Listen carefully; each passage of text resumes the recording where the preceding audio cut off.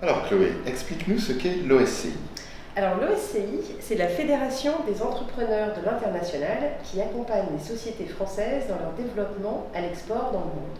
L'OSCI regroupe 4 catégories d'entreprises, des sociétés d'appui au développement international, des sociétés de commerce international, des sociétés de gestion export et des sociétés qui font partie des métiers connexes ou associés à l'international, tels que des assureurs, courtiers, cabinets comptables et avocats.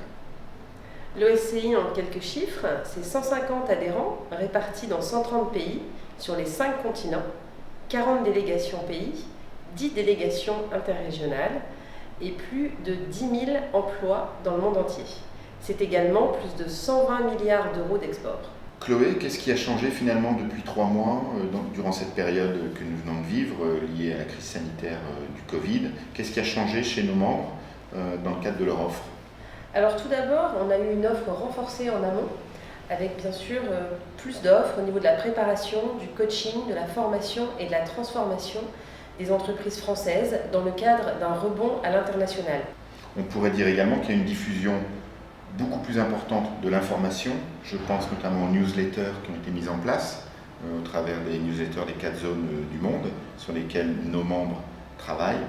Renforcement donc de l'information, de l'intelligence économique liée à des secteurs et des opportunités qui existent sur ces marchés, et également des success stories qui ont pu avoir lieu durant cette période. Tout à fait. On a également eu une offre digitale beaucoup plus ciblée qui a permis d'assurer aux entrepreneurs français une meilleure proximité et réactivité, dont les équipes export étaient clouées au sol, on pourrait dire, en France. Enfin, cette période a vu un renforcement des activités de nos membres sur la partie croissance externe au profit de nos entrepreneurs français. Croissance externe notamment dans le cadre de rachats potentiels d'entreprises à l'étranger, concurrentes ou complémentaires pour améliorer la chaîne de valeur de nos clients, y compris d'ailleurs aussi sur la supply chain ou le service après-vente. Chloé, aurais-tu un exemple à nous évoquer par rapport à un accompagnement d'entreprise, notamment durant cette période Covid?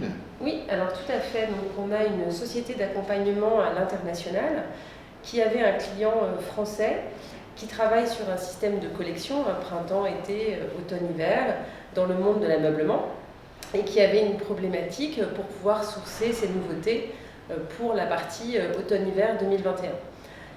Il a donc délégué les équipes de la société d'accompagnement à l'international pour faire un sourcing dans un premier temps, dans un deuxième temps pour valider les fournisseurs au meilleur potentiel et dans un troisième temps pour aller visiter les showrooms.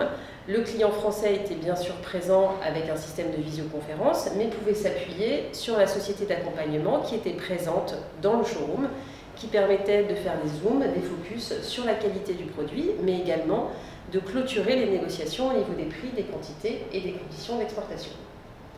Hervé, est-ce que tu aurais un autre exemple à partager? Tout à fait. Moi, je pense à une entreprise dans le domaine du bois, à destination des marchés agroalimentaires. Durant cette période, cette entreprise a confié à un de nos adhérents une étude complète d'opportunités en termes de sourcing qu'elle ne pouvait pas mener à distance.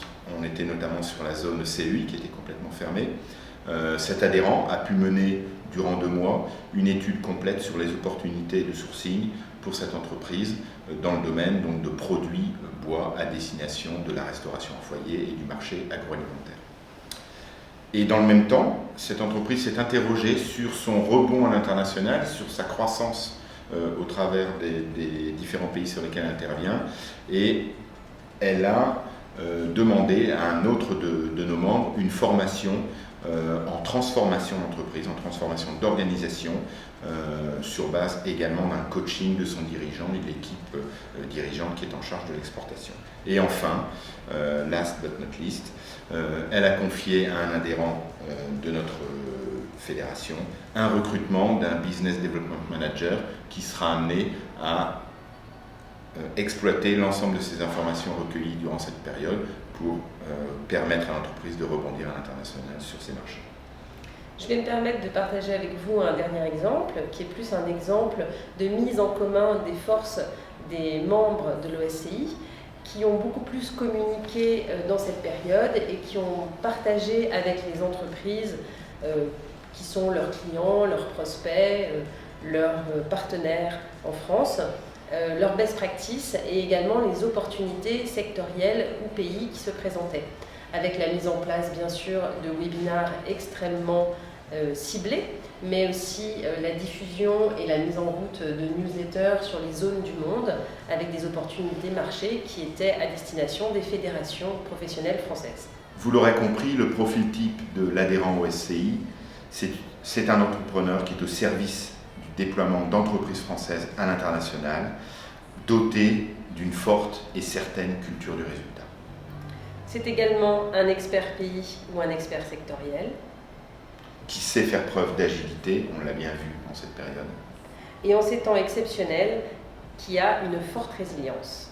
Finalement, Chloé, ce dont tu me parles, ce sont des opérateurs qui sont capables d'accélérer la croissance de nos entreprises, qu'elles soient des PME ou des ETI, voire même des TPE, dans le cadre de leur déploiement international.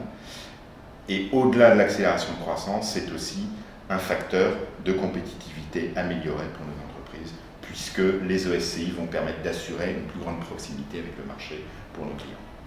Tout à fait, c'est exactement cela. N'hésitez pas à nous contacter pour de plus amples informations sur nos adhérents. www.osci.trade